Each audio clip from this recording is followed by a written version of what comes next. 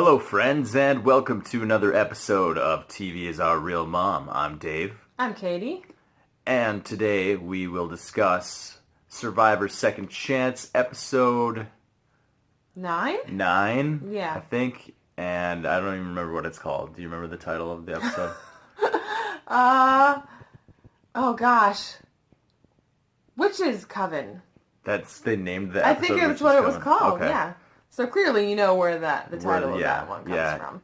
And although Kimmy Kappenberg called it a Coven, I'm pretty sure that's not right. It's pronounced Coven? Coven. Okay, I would have said Coven too, so... Witch's Coven. Most people know that from the American Horror Story. They had a season a couple of years ago called Coven. Oh. So it's like in the vernacular. But Steven was thinking of Macbeth. He was thinking of Macbeth because that's Steven. He's very... Sophisticated. But good for him. That's why he does well in this game, although it's also one of the reasons he struggles because he thinks so much. But... Yeah, and I mean, nobody cares in Survivor about your knowledge of Macbeth. Shakespeare. Yeah. So. Although maybe it can, the lessons from Shakespeare can maybe help him somehow? Help you make life decisions or game decisions? Who knows? Probably not. So, the Witch's Coven refers to Sierra. Wentworth, and Abby Maria. She definitely belongs in the Witch's Coven. She's the Queen Witch. And although I think she's at the bottom of that. She those is, three. But she's the most witch-like. Yeah, she's where she belongs. Yeah, and Sierra her character this season seems to fit perfectly into that witch thing. And Wentworth doesn't really belong there, but she's just kind of on the outs. Well, she has those confessionals where she goes sneaky, Oh, yeah. And that's not being a witch. And witch has a negative connotation, which, I don't know, that's a whole other issue. But anyway, it's, she does have her sneaky side, which you should have in Survivor. But if you're a female and you have that sneaky side, you can be labeled a witch, I guess. So makes sense. Yeah. But Kimmy is no fan of them. It seems like Kimmy wants all the dudes around her. You know what I mean? Mm-hmm. That seems to be her strategy, which isn't a bad strategy, I don't think. No, I mean, whatever you decide, just go with it. Go with it, yeah. And that's, it didn't work out for her this week, but she was going with the strategy that she wanted, so good for her. So, yeah, I mean, that's kind of why she's going against, or, why she calls it the Witch's Coven. Right. Plus, she's not aligned with them. I mean, even though... Sierra was on original Beyond when she went over, and she stuck with Jeremy and Steven, and, that relationship is, not that it ever was anything, it's definitely not anything now, so. Yes. So, the Witch's Coven kind of seems like the easy target this week. It seems like one of those three should be the one to go home. Right. Because everybody else... pretty much can agree that, you've got a couple threats in there. They're clearly not part of the main alliance, so that would be the easy vote. Mm-hmm.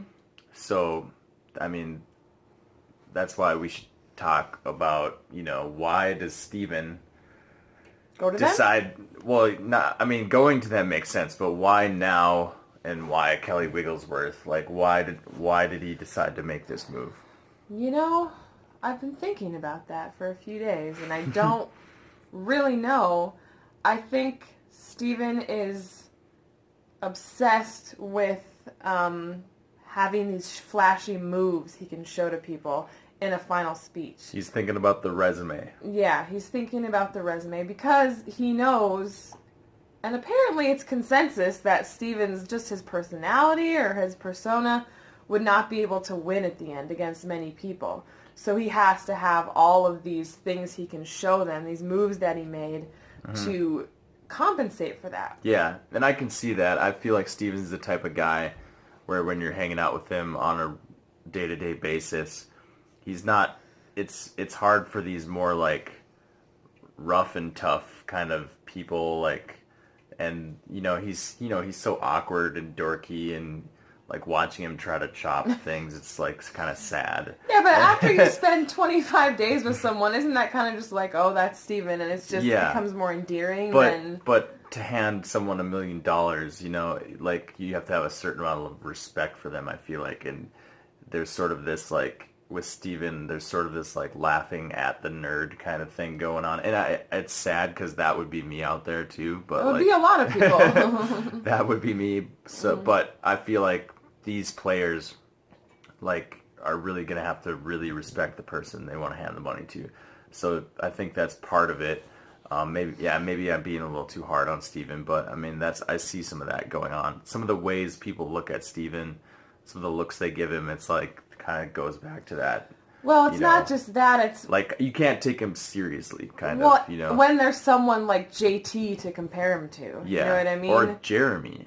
Jeremy. You know? I mean, he's really right in there with Jeremy, but he can't ride that out much longer, I don't think. No. I mean, I love Jeremy, and he's clearly an excellent player, and he deserves to go far. Oh, yeah. But so does Steven, you know? Mm-hmm. Just because he doesn't have that, I've got my third child on the way at home, and I just want to improve their lives. I mean, that doesn't make a person more deserving. I'm sorry if that makes me sound cold, but that doesn't make you more worthy of the victory. No, the gameplay should play into it very...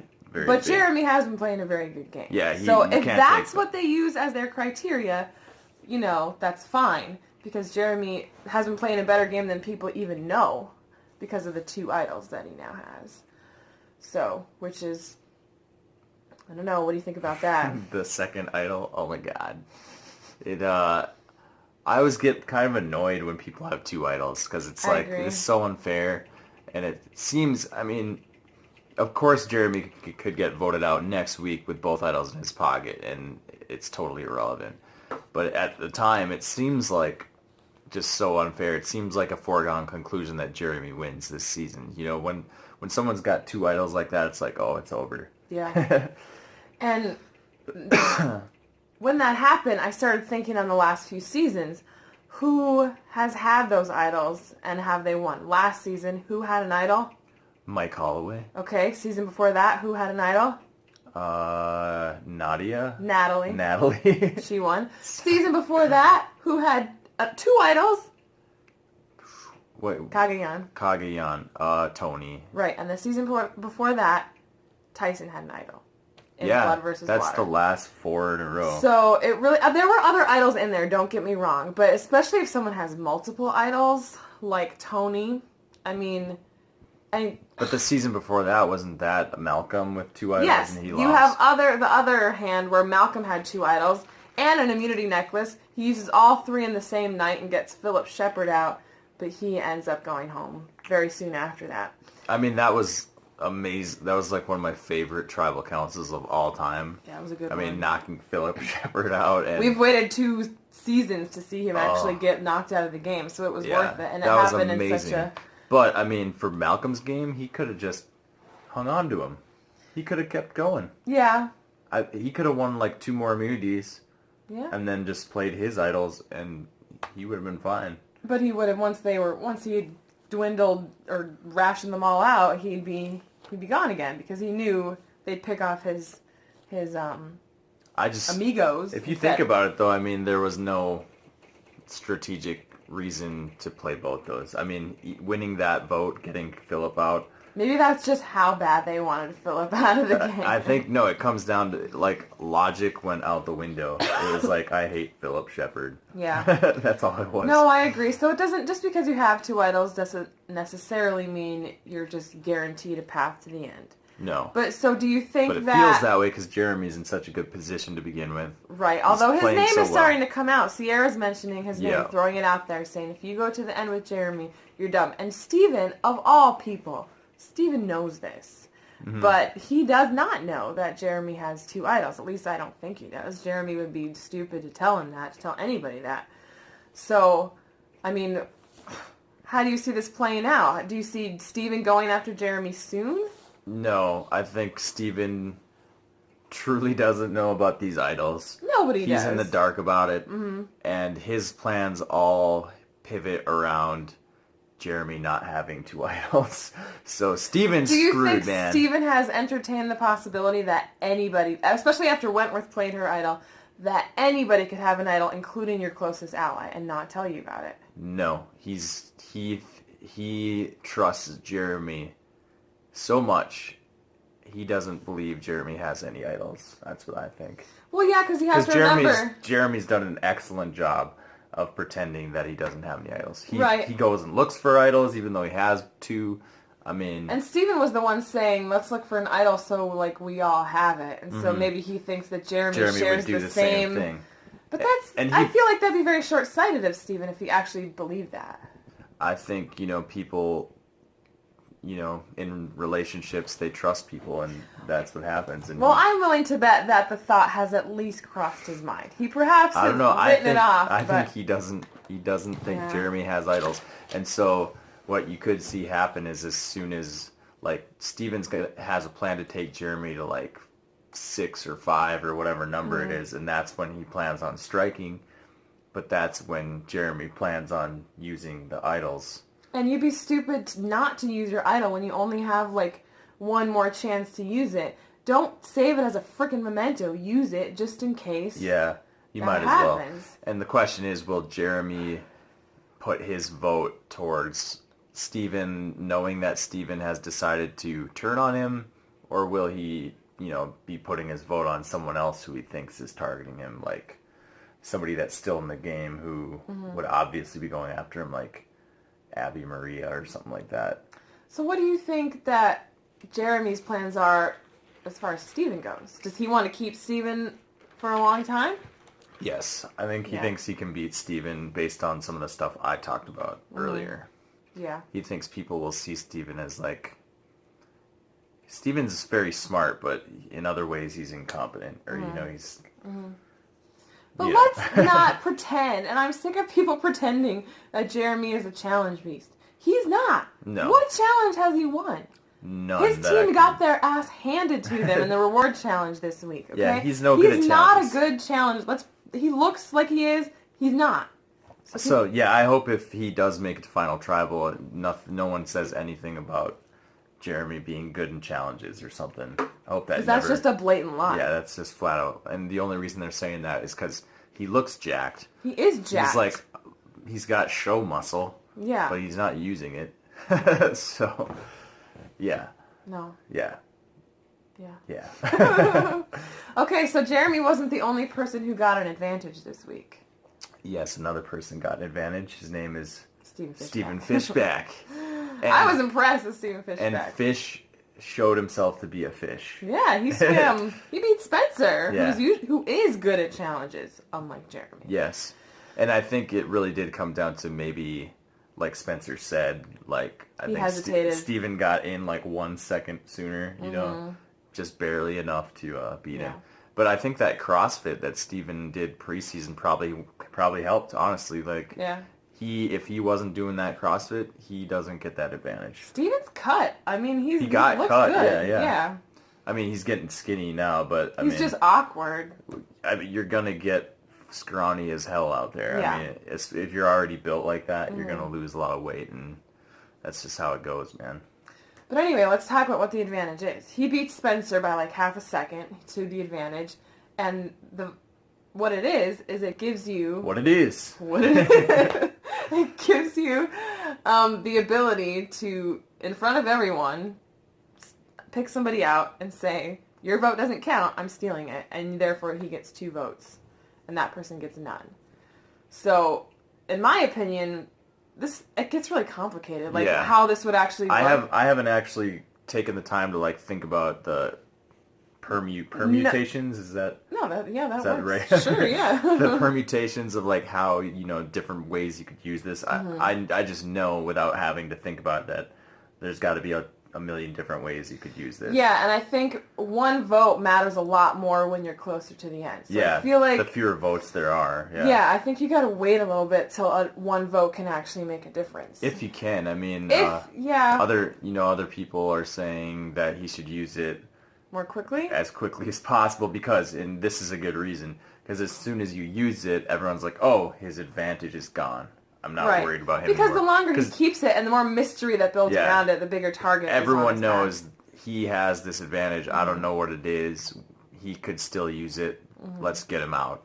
So if you just use it next week, you not only get your way on a vote, but you get rid of the advantage and no one's targeting you anymore. Mm-hmm. I hope Steven realizes that's part of having this advantage Yeah. I mean, I'm pretty sure he saw Dan Foley Oh, yeah. last season. He and Rob did a podcast about it. Yeah, exactly. So he knows about it. So he knows about Dan Foley and what happened to him with that. So yeah. But I think... but yeah, let's talk about how you could use this sort of advantage. Well, Steven could finagle something. A vote split, like he did this week. Like, oh, we need to make sure we split the votes. So and get everyone to do this kind of thing. And then he can... flip it on its head. Yeah. But after he does that... Ooh, Jeremy? It's too early to get out Jeremy. I don't think it's ever too early to get out Jeremy. I don't think he's going to need to use it with Joe because I think he's going to have a lot of people on board to get Joe Because what if he has the Witch's Coven now? What if he's like? What if that's? Does anyone have the Witch's Coven? I mean it's not a good reliable foundation to stick with. But what if you have those four, or that's a solid 4, and now you get out Jeremy at what are we at number 10. wise? We At got 10. 10. Mm-hmm. So if Jeremy goes out, and now there's 9 left. He's still at a disadvantage with that 4 versus the other 5. So now maybe isn't the time. But you got Jeremy and Spencer who flipped with them. So Jeremy and Spencer. But to get Jeremy out, he would need Spencer then. So I guess if you get... Yeah. I guess if he can get Spencer to join the Witch's Coven with him... Well, he already kind of did, didn't he? I mean... With that vote, yeah. With that vote. But they're all about how this is just one vote. This doesn't mean we're in alliance. And Spencer, that's always been Spencer's game. That's always been the way he plays. He just like... Spencer's kind of a floater. He's a power floater. He always floats. But yeah, he doesn't float under the radar. He's always on the surface. Yeah. It's just that he's making bonds on both sides of the fence all the time. But he's really not in anyone's crosshairs right now. Like, surprisingly, we cannot let Spencer get to the end. He wins. I know. Spencer wins if he gets to the end. What if it's Steven and Spencer at the end? Steven's clearly made more moves this point. Steven's been more aggressive. Spencer's more likable probably as the young lad, as the kind of innocent, like, little, like... He seems a little more, like, innocent this season, like, more, like, out of his element, kind of, like, uncomfortable, like, nervous and not sure of himself, you know? Which is, I think it could be a good look for him on the jury. People will be like, oh, I feel bad for him. Let's give him the win. I feel like he's going to go far because he got such a good edit at the beginning, and now he's kind of faded in the background. It's really just the Fishback and Jeremy show, kind of, and the witches. And Spencer's not really part of it, but you know he's going to come back out later. So I think like maybe Jeremy and Steven maybe won't make it, maybe aren't made for the long haul. I don't know. Yeah, no, it's tough to say. I mean, after this week, I was starting to come around more to the idea of Steven being a potential winner because of like just after this week made him look like so strong after this. It fits that narrative we had talked about, you know, Steven starting out like the bumbling idiot, and now he's like, you can see he's shifting into this like power role now. So you could see him as a winner. Yeah. I just think, as awesome as this move was this week, just for watching for viewers, he has to be in more trouble now after. Yeah, but he's got those 3 troublemakers kind of on his side, and that's 4 people, and with the advantage. Oh, yeah, we'll see what he does. We'll see. I mean, but yeah, so he's got wiggle room. So how would you play this advantage then? I mean, like, ideally, like, what's like... Ideally? Ideally, I don't know. For Steven, ideally, when does he use it and how does he use it? I think he does have to use it fairly soon. Maybe not the next vote, but it would be nice to save it until a time you knew you were in trouble. But if he keeps holding on to it, he's, like, always going to be in trouble. So... I don't know. I feel let's just say for simplicity's sake he uses it next week. So he on the first episode or the second episode? Let's just say the first one. Okay. Just for simplicity's sake. So you're at 10 with We're that at 10 vote? people. We've got him and the witches. That's 4 people. Jeremy and Spencer in theory. Are with him in theory. I don't know about Jeremy. I don't know if they're gonna stick. But it's like they said. It was a one-time vote. I mean, there's no alliance there. No. It's wherever they want to go. That's where they'll go. Yeah. But even if it's 4, just those 4, and they mention Steven's gonna go, maybe they'll talk about splitting the votes. That's the only way it'll work. If they split the votes, then Steven steals someone's vote, puts Joe or Jeremy's name down, and that person's gone, because that's 5 votes, and they'd split theirs. Whose does he steal? From what side? Whoever, I mean, if those 6 people are voting against them, and they've split Wouldn't their votes. the best thing to do maybe be to steal the person's vote that you actually want out? Or I don't think that matters. Because if Jeremy was with him, if Jeremy was voting with him, then he wouldn't want to steal his vote, would he? Yeah, no, he could. It's too complicated. No, he could. Think about it like this. Jeremy votes the way that he thinks Steven's going to vote. Mm-hmm. So he takes Jeremy's vote and flips it on himself. Like, makes Jeremy vote for himself, essentially. It makes my head spin a little bit thinking about it. So I can only imagine trying to figure out... But I think that would be a sweet move if you, like, turn someone's vote on themselves. And they get, And then they get voted out. You voted yourself out, That kind of. It wouldn't be the same as Tyson. But still, that would be unbelievable. Yeah. Yeah. So. Well, there's a lot of weird potential and scenarios with that extra vote, or that vote steal, whatever you call it. Yeah, we'll see if he does it see. Next week. Probably not next week, unless he's in trouble. 2 episodes, it could happen. Yeah, you're right. So, what else happened? Did we pretty much cover the main points? Well, the weather has been a little bit... Oh, yeah, the weather. Yeah, I kind of first started noticing it when they were at the, I think it was the reward challenge they were at, and Abby kind of, like, looked a little, like, out of it and kind of really uncomfortable, and then they showed Wigglesworth, and she's, like, looked like they were all freezing. Yeah. And that's when I first just started to notice it, but then, you know, as the episode went on, I mean, it became kind of like a during that big challenge, part of the episode. And then the tribal council, everybody looked miserable. Yeah, I don't think anyone could even concentrate. Like, no, that's what Keith said. They could hardly talk. I mean, yeah. Yeah, let's not forget about, I mean, Keith is there. Keith is there. You know, if Steven could go to the end with Keith, people but they probably wouldn't respect his game, and Abby, he's got it in the bag. He's got it in the bag. Maybe that's his plan. Yeah, but he's not on the same side of things as Keith. Keith is very tightly wrapped up with Joe. Yeah. And Kelly Wigglesworth, apparently. By the way, one of my favorite quotes this week is when Steven was talking about how Kelly and Joe have this bond. And he was like, they have sort of a shared arrogance about how awesome they are. And I was like, yes, that's the perfect way to explain it. Yeah. And I think that's another reason they went after Kelly Wigglesworth. Even though she was invisible on the show, doesn't mean she wasn't playing a good game. Mm-hmm. It was just not a showy game. She just wasn't opening up in confessionals and things. But it made sense to go after her considering that she was tight with Joe. Yeah, it did. And she's also a threat, like in challenges. She was in almost, you know, at the end for that challenge. And that's why Sierra's speeches this season have kind of pissed me off, because it's like she's like, everyone should be playing the game, and it's like you don't have to like do cartwheels all over the place to play the game. There are a million ways to play this game. A good strategy is all about adapting to what do I need to do right now at this moment, and sometimes the best thing to do is to be like Kelly Wigglesworth and just lay back. Sometimes that's the best play you could make. The only argument against that, though, and I do agree with this too, especially as the show continues on, is that the jury seems more and more to respect, you know, the gameplay. They respect the resume. So if you can't really rely on that. Just explain to them, oh, my strategy was to lay low. Yeah.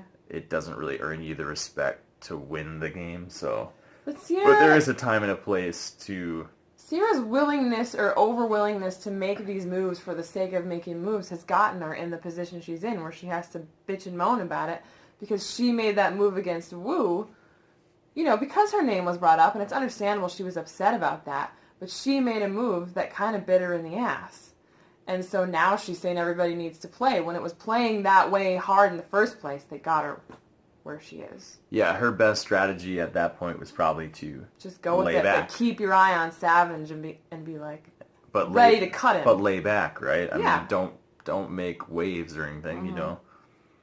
I don't know. It's a fine line you have to walk on this show because we want to see big moves as television viewers, but as a game player, you don't want to just make moves to make moves. They need to make sense. They need to not piss off the people you have with you, like Sierra did. So, I don't know. It'd be tough. It's tough.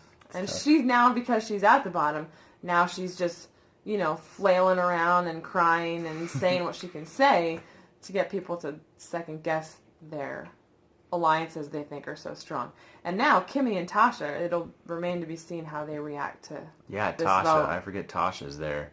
Yeah. She will be a force to be reckoned with. She's probably going to be mad. She's always a threat. I mean, she's no slouch. No. Do not mess with Tasha. Cass learned that lesson. But no, I think, who do you think she'll be upset with?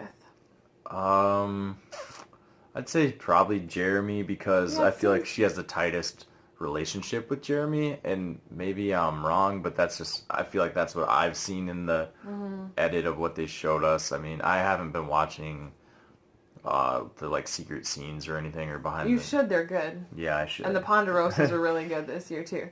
Did you watch the Ponderosa with Cass and Savage? No. Oh god, it's so funny, because he comes in, he just ignores her. He's like, she's a disgusting person, and she has a glass of wine for him. She's trying to be nice to him. Seriously? He did that? Yeah. Oh my god. And he's like, I don't really want to talk to you. And then by the end of the Ponderosa, they're drinking wine together. They're like, she's a kick in the pants. It's hilarious. He just got voted out. I mean, he was still probably... That's what he said. He was raw. He was probably very raw. shocked by that vote. He did not think he was going home. So no. Probably and he only got 3 votes against Probably him. took him a solid half an hour to just accept the fact that he was out of the game. So I mean, and then to have to go there with that person. Yeah, he just had to get it out of his system, and then he was probably cool. And I have to say, in his interview with Josh Wigler, he was very cool. He owned up to everything. He's like, I can't believe I said that. And Really? Yeah, he's like, okay. He's like, I can't believe I called Steven disgusting. That was that was so hypocritical or whatever. He got it. He got it. That's good. That's good. We were hard on Andrew Savage, and a lot of people were. But yeah, hearing him in that interview, it was like, wow, at least this guy, he can kind of step back and be like, all right, I see why. I liked, as much as you didn't enjoy him, as a person. I enjoyed him. As a kid. He was more entertaining to watch than Kelly Wigglesworth. Yeah. You know what I mean? Oh, yeah, So, and at least he was attempting to adapt. Yeah. And Kelly Wigglesworth is probably an awesome person outside of the game, but just this season just wasn't really working for her. No, she's not. I mean, no one's going to do well with that many gamers when your strategy is to just lay low. It's hard to stand out and be a character when there's that many amazing personalities. So whatever. Amazing. I don't know if Abby's amazing. Although Abby's amazing as a character. Yeah. Lots of personality. I can take her more when there's just these small bursts of her being sassy. Whole episodes centered around her though. Yeah, not so much. No, not good. So I'm glad that's over, and it might come back. She might, like we said, go to the end, because people probably want to take her to the end. Because her name doesn't come up. I don't see how she doesn't make it to the end, honestly. No matter who goes to the end, you think Abby's going with them? Yes. All right. Because Jeremy's taking Abby? Everybody wants Abby to go to the end. Yeah, because they always say, okay, let's split our votes between Kelly and Sierra, not Abby. Yeah, well, she's the GOAT. I mean, she's the perfect GOAT. Nobody wants her to win, so... Yeah. So whoever goes against her wins. It's pretty much that simple. Oh boy, but it's going to be a final 3. I've done the math. Yeah, there's going to be 2 people. So you have to account for that. So it'll probably be Abby, Keith, and whichever one of those guys can get through. I'm going to say probably Spencer at this point. Spencer walk away with that if it's him, Keith, and Abby. Spencer, Abby, and Keith. I mean, I feel like Spencer. Yeah, I think Spencer's got a long game in him. I think just that reading the edit, which is something we've talked about. And he's sitting so pretty right now. He's not in a bad spot, which is. I remember at the beginning when we did our, who's going to do what? We said both Spencer and Steven were going to be gone super early, and they would never get to play together. And now they're, in an alliance. They're post-merge. They're over halfway there. Yeah, when we were watching the episode, you were, texting, and you're like, this is my Survivor dream. It is. It's like... Jeremy's in there, too, Spencer, who's awesome. Jeremy, and Steven all working together, it's like, this is incredible. Like, it is incredible. 3 hero, like, intellectual gamers. And it's really nice. The thing with Jeremy is, I mean, we didn't get a chance to really see him play as much last season. So that's really nice to see him. You got to see enough to know that his gears are always turning. And that he's good at this game. He is. He was surrounded, San Juan del Sur, he was not wrong. He was surrounded by a lot of idiots. It seemed that way. I mean, I'm sure those people are all, pretty decent people. Decent outside of the game, but on the show, they looked really... It was some of the dumbest people. And his wife, including his wife, I mean, I'm sure she's a very great person too, but she kind of made a dumb move too by saying, oh, don't worry about me. I have 2 idols. When she had none. She's like, don't worry about me. I got 2 idols. But now... Because 2 idols is not a threat at all, But now her husband, he does have 2 idols, and he's not telling a soul. Yeah, so that's what you do when you have 2 idols. So when you say I have 2 idols, of course no one's going to believe you. Yeah, he's keeping it hidden. That's smart. Yeah, most def. Do you think he'll ever tell anyone? I don't think so. No, I don't think so. I think it's getting to the point where he has to start playing them, so why tell anyone at this point? Yeah. Unless, I mean, Russell Hantz, I always loved his gameplay, even though it was so crazy and chaotic, and halftime didn't make any sense. But his strategy was to, like, show people, to scare them off of him, like... That's what Tony did. He's like, oh, my idol has so much power. Yeah, Tony. Yeah, same thing. They both... I guess Russell didn't win. It can work. I mean, so maybe Jeremy's going to try that at some point. That's not Jeremy's personality, look, I got an idol. He doesn't ever tell him about both, though. You just show him one at a time. That's not a bad idea. I mean, you got another one anyways. Why not just say, hey, guys, just so you know. But then if they know they don't even vote for you. It buys you another week. But with these players, they'll flush it. Yeah. Because if you know who has the idol, because there's so much secrecy around it, if something comes out where you find out who has it, they're gonna flush that thing. Yeah, that's a point where voting blocks don't even come into play. Yeah. All the voting blocks will come together to flush it out. Yeah. So yeah, then he'll have a backup. We could see something like that. I hope we do. As much as I love Jeremy, I just hate it when someone has 2 idols and it's just their golden ticket to the end. Yeah. All right, so let's get to MVPs. Okay. Who's the MVP of this episode? I'm giving it to Fishback because I don't know when else. We might not get another chance. Fishback deserves it in this episode. Yeah. So this might have to be one of those things where we say Fishback gets both of our MVPs, but we'll give an honorable mention. That's 2 weeks in a row, I think we did that, but... Yeah, because we just had to give it to Wentworth. Just seems obvious again this week. Honorable mention... Is there anybody else who did anything? Just Jeremy. Just being on... I don't know if I even like his move, though. But he got another idol. Oh, he got another idol. Yeah, Jeremy for finding that other idol. So, yeah. Jeremy, honorary MVP for finding that second idol. Yeah, that was pretty badass. And apparently it was the one night that everybody stayed up telling stories. Yeah. They didn't ever do that normally, but the one night he needed to go get his idol. Yeah, and Keith's like, go to bed, everybody. So it's even more of a baller move, so props to him. Yeah, they did make it easy on him, though. They're just like, follow this map. And there will be an idol there just it is. There. Yeah, kind of easy, but whatever. And then I guess predictions for next week. Well, there's 2 episodes next week. It just looks like the weather. It looks like Fishback's going to be driven to insanity by the weather, and everyone probably. But when you have someone who cries like that, you're going to focus on him. And then something about drying rocks. Yeah, what is that all about? I don't know, but everyone looks awfully emotional. So my prediction is that it has something to do with, like... But I think it's at the immunity challenge, so it can't be a reward. Yeah, why would they give them letters... Yeah, that would have to be a reward. Based on rocks, too. I don't know what that means. I think it could maybe be a tribe, like, split, first time ever go back...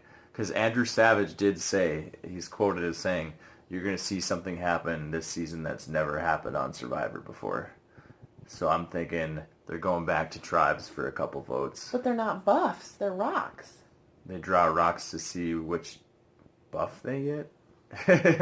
I don't know. An unmerge? It's an unmerge. It's unlikely, but I'm just throwing that out. I feel like that's unfair if that's what it is. Who said Survivor was fair? Nobody. So yeah, that'd be interesting to see. Who knows? Do you have any other ideas on what it could be? I mean, just the level of emotion that people showed. It has to be something big. Family related. I thought maybe family, but it's too early to be the loved one.